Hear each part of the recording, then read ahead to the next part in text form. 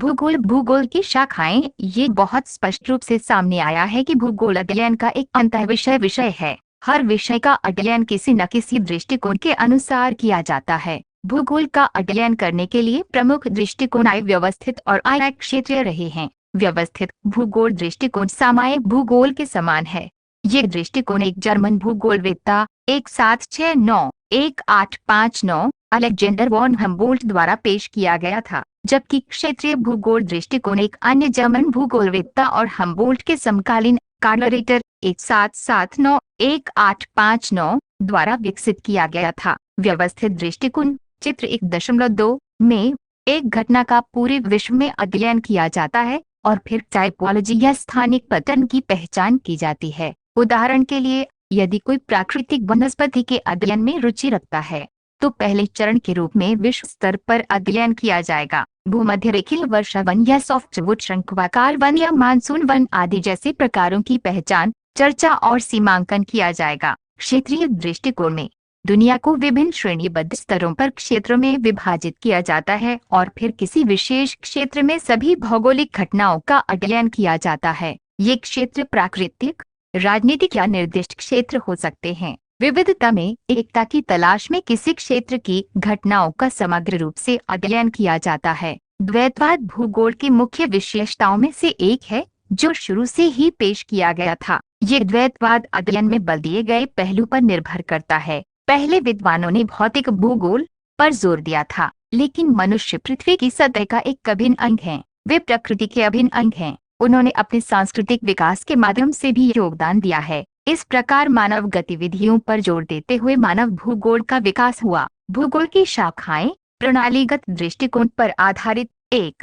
भौतिक भूगोल भूआकृति विज्ञान भूआकृतियों, उनके विकास और संबंधित प्रक्रियाओं के अध्ययन के लिए समर्पित है। जलवायु विज्ञान में वातावरण की संरचना और मौसम के तत्वों और जलवायु प्रकार और क्षेत्रों का अध्ययन शामिल है। जल विज्ञान महासागरों, झीलों, नदियों और अन्य जल निकायों सहित पृथ्वी की सतह पर पानी के क्षेत्र और मानव जीवन और उनकी गतिविधियों सहित विभिन्न जीवन रूपों पर इसके प्रभाव का अध्ययन करता है। मृदा भूगोल मिट्टी के निर्माण, मिट्टी के प्रकार, उनकी उर्वरता की स्थिति, वितरण और उपयोग की प्रक्रियाओं का अध्ययन करने के लिए समर्पित है। 2.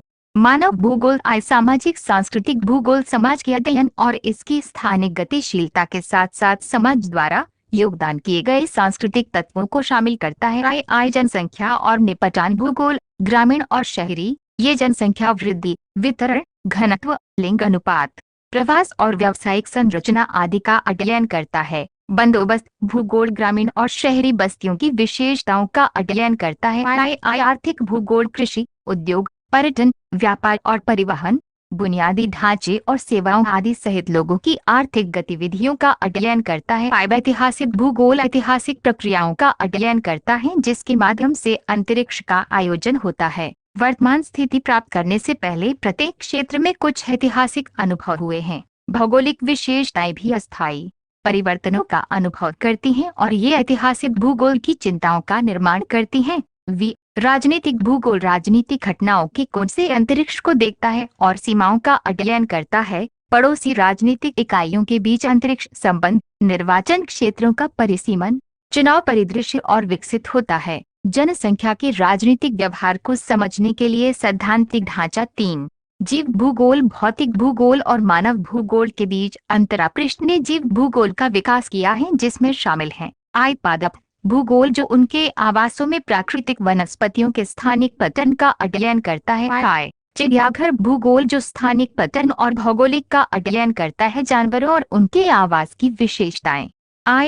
पारिस्थितिकी तंत्र प्रजातियों के आवासों की विशेषता के वैज्ञानिक अध्ययन से संबंधित है। पर्यावरण भूगोल का सरोकार दुनिया भर में पर्यावरणीय समस्याओं जैसे कि भूमि उन्नयन, प्रदूषण और संरक्षण के लिए चिंता के कारण भूगोल में इस नई शाखा की शुरुआत के रूप में सामने आया है। क्षेत्रीय दृष्टिकोण के आधार पर भूगोल एक मैक्रो, मेसो और माइक्रो क्षेत्रीय अध्ययनों को मिलाकर क्षेत्रीय अध्ययन 2.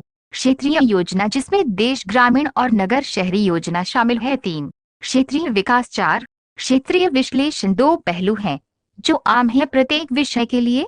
ये हैं दर्शन, ए भौगोलिक विचार, बी भूमि और मानव संपर्क, मानव पारिस्थितिकी, आई तरीके और तकनीक। ए, कंप्यूटर कार्टोग्राफी सहित कार्टोग्राफी। बी, मात्रात्मक तकनीक, सांख्यिकीय तकनीक। सी, क्षेत्र सर्वेक्षण के तरीके। डी, भू सूचना विज्ञान, जिसमें रिमोट सेंसिंग, जीआईएस, जीपीएस आदि जैसी तकनीकें शामिल हैं। उपरोक्त वर्गीकरण भूगोल की शाखाओं का एक व्यापक प्रारूप देता है। आमतौर पर भूगोल का पाठ्यचर्या इस प्रारूप में पढ़ाया और सीखा जाता है, लेकिन यह प्रारूप स्थिर नहीं है। कोई भी विषय नए विचारों, समस्याओं, विधियों और तकनीकों के साथ विकसित होना तय है। उदाहरण के लिए, जो कभी मैनुअल कार्टोग्राफी थी, उसे अब कंप्यूटर कार्टोग्राफी में बदल दिया गया है। प्रौद्योगिकी ने विद्वानों को बड़ी मात्रा में डेटा को संभालने में सक्षम बनाया है। इंटरनेट व्यापक जानकारी प्रदान करता है। इस प्रकार विश्लेषण का प्रयास करने की क्षमता में जबरदस्त वृद्धि हुई है।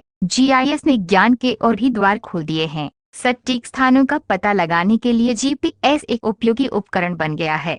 प्रौद्योगिकियों ने ध्वनि सैद्धांतिक समझ के साथ संश्लेषण के प्रयास की क्षमता को बढ़ाया है। आप अपनी पुस्तक भूगोल में प्रायोगिक कार्यभाग INCERT 2006 में इन तकनीकों के कुछ प्रारंभिक पहलुओं के बारे में जानेंगे। आप अपने कौशल में सुधार करना जारी रखेंगे और उनके आवेदन के बारे में जानेंगे। भौतिक भूगोल और इसका महत्व। यह अध्याय भौतिक भूगोल के मूल सिद्धांत नामक पुस्तक में आता है। पुस्तक की सामग्री स्पष्ट रूप से इसके दायरे को दर्शाती है, इसलिए भूगोल की इस शाखा के महत्व को जानना उचित है। भौतिक भूगोल में स्थल मंडल, भूमि रूपों, जल निकासी, राहत और शरीर विज्ञान, वायुमंडल, इसकी संरचना, तत्वों और मौसम और जलवायु के नियंत्रण, तापमान, दबाव का अध्ययन शामिल है। हवाएं, वर्षा, जलवायु प्रकार आदि, जलमंडल, महासागर, समुद्र, झीलें और जल क्षेत्र के साथ संबद्ध विशेषताएं और जीवमंडल, मानव और मैक्रोजीव सहित जीवन रूप और उनके स्थायी तंत्र, जैसे खाद्य श्रृंखला, पारिस्थितिक पैरामीटर और पारिस्थितिक संतुलन। मिट्टी पीडोजेनेसिस की प्रक्रिया के माध्यम से बनती है और मूल चट्टानों, जलवायु, जैविक गतिविधि और समय पर निर्भर करती है। समय मिट्टी को परिपक्वता प्रदान करता है और मृदा प्रोफाइल के विकास में मदद करता है। प्रत्येक तत्व मनुष्य के लिए महत्वपूर्ण है। भू आकृतियां वह आधार प्रदान करती हैं जिस पर मानवीय गतिविधियां स्थित होती हैं। मैदानों का उपयोग कृषि के लिए किया जाता है। पठार वन और खनिज प्रदान करते हैं। पर्वत चारागाह, जंगल पर्यटन स्थल प्रदान करते हैं और नदियों के स्रोत हैं जो तराई को पानी प्रदान करते हैं। जलवायु हमारे घर के प्रकार, कपड़े और खाने की आदतों को प्रभावित करती है। जलवायु का वनस्पति, फसल पैटर्न, पशुधन, खेती और कुछ उद्योगों आदि पर गहरा प्रभाव पड़ता है। मनुष्य ने ऐसी तकनीक विकसित की है जो एयर कंडीशनर और कूलर जैसे प्रतिबंधित स्थान में जलवायु तत्वों को संशोधित करती है। तापमान और वर्षा वनों के घनत्व और घास के मैदान की गुणवत्ता सुनिश्चित करते हैं।